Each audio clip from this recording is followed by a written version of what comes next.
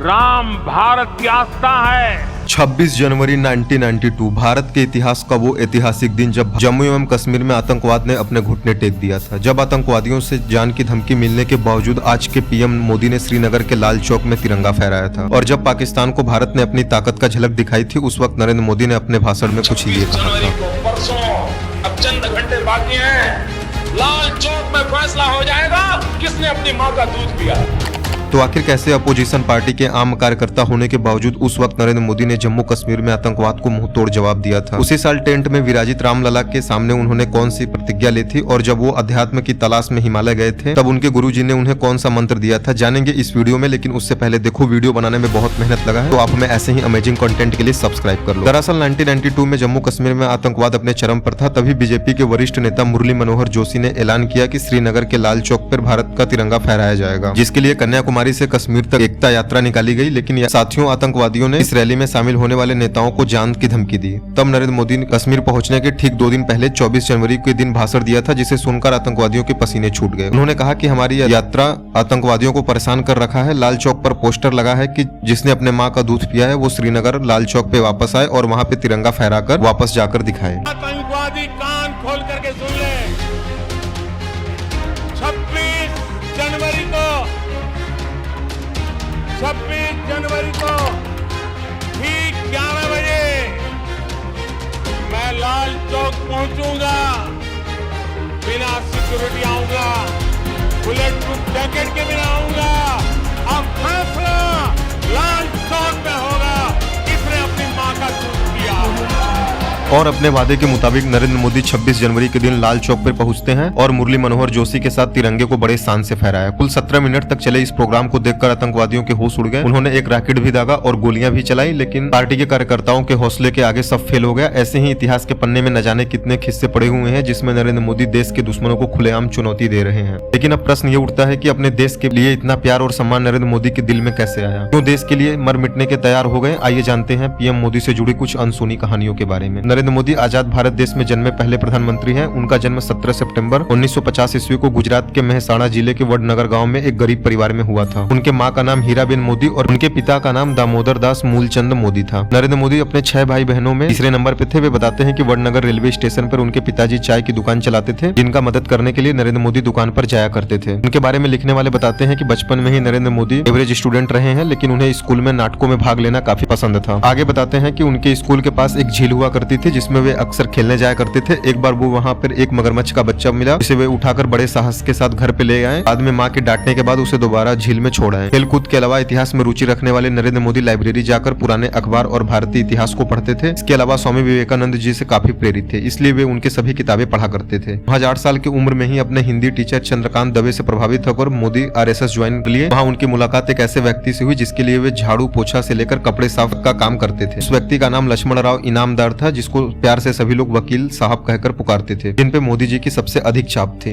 हमेशा सादगी से रहने वाले मोदी जी आज भी वही पसंद करते हैं। कोई भी चीज आपको ऐसे नजर नहीं आएगी जिसमें सादगी ना हो। अच्छे तरीके से रहना, गंदे रहना, जूतों का पॉलिश नहीं किया है, कुर्ता ऐसा है, उसका मेरे आदत नहीं, मैं बचपन से आदत नहीं है। लेकिन मुझे नहीं लगता है कि मैंने कभी कोई महंगी चीज परचेज की है, कभी नहीं। मेरे शरीर पे कोई महंगी चीज नहीं होती है, लेकिन मैं साफ सुथरा, धोया हुआ, प्रेस किया हुआ पहनना। 12 वर्षीय नरेंद्र मोदी के दिल में देशभक्ति तब जाग उठी जब 1962 में भारत और चीन बीच भयंकर युद्ध छिड़ गया, जिसमें भारत की हार ने 12 साल के नरेंद्र मोदी को झकझोर के रख दिया और उन्होंने अपने देश की सेवा के लिए आर्मी भर्ती होने की ठान ली। मगर पैसों की कमी के कारण वह आर्मी स्कूल नहीं जा पाए, लेकिन उन्होंने NCC ज्वाइन कर लिया। 1965 में इंडो पाक जंग के दौरान भारतीय सैनिकों की काफी मदद की। दरअसल वडनगर रेलवे स्टेशन पर जैसे ही सैनिकों से भरी ट्रेन आती थी, तब नरेंद्र मोदी उन्हें चाय, पानी और खाना दिया करते थे। बचपन से ही स्वामी विवेकानंद को अपना प्रेरक मानने वाले नरेंद्र मोदी 1967 में अपना पारिवारिक जीवन त्याग कर स्वामी विवेकानंद की दीक्षा लेने दीक्षा मठ पहुंचे, लेकिन उन्हें वहां दीक्षा नहीं दी गई क्योंकि रामकृष्ण मिशन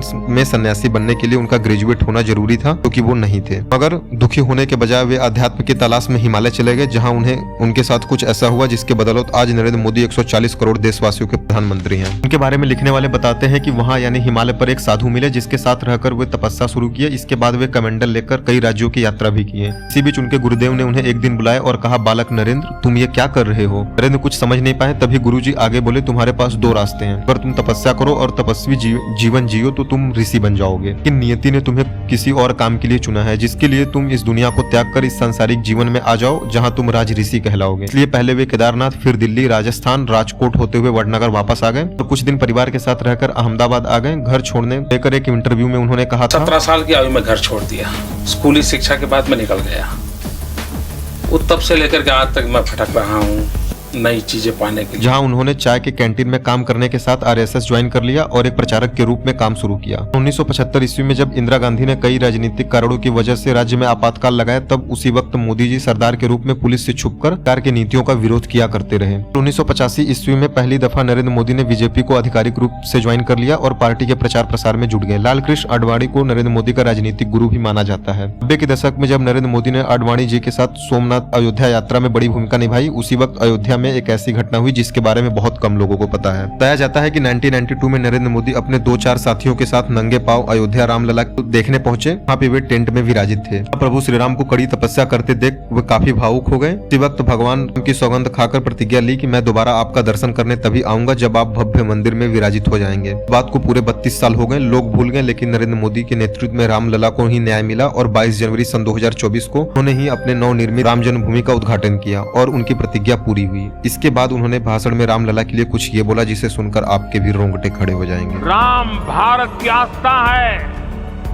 राम भारत का आधार है, राम भारत का विचार है, राम भारत का विधान है, राम भारत की चेतना है, राम भारत का चिंतन है, राम भारत की प्रतिष्ठा है, राम भारत का प्रताप है, राम प्रवाह है, राम प्रभाव है, राम नीति भी है, राम नीति भी है, राम नित्यता भी है, राम निरंतरता भी है, राम विभु है, विशद है, राम व्यापक है, विश्व है, विश्वात्मा है। बहुत कम लोग जानते हैं कि पीएम मोदी अमेरिका से पब्लिक रिलेशन और इमेजमेंट का 3 महीने का कोर्स भी कर चुके हैं। मोदी की पत्नी का नाम जसोदाबेन मोदी है। परिवार के कहने पे महज 17 साल की उम्र में ही उन्होंने शादी कर ली थी। कुछ लोग का कहना है कि शादी के 3 साल तक नरेंद्र मोदी अपने पत्नी के साथ रहे। लेकिन उनके बारे में लिखने वाले कुछ लोग इस बात से इनकार करते हैं और कहते हैं कि वो दोनों कभी साथ रहे ही नहीं। असल उनका मानना है कि शादीशुदा के मुकाबले अविवाहित व्यक्ति भ्रष्टाचार के खिलाफ ज्यादा अच्छे तरीके से लड़ाई कर सकता है। उन्होंने अपने फैमिली की कोई चिंता नहीं होती है। 1992 में एकता यात्रा के बाद नरेंद्र मोदी गुजरात आ गए, जहाँ 1995 में बीजेपी को पूर्ण बहुमत की सरकार बनी। केशुभाई पटेल को मुख्यमंत्री बनाया गया और नरेंद्र मोदी को पार्टी के कामकाज के लिए दिल्ली भेज दिया गया।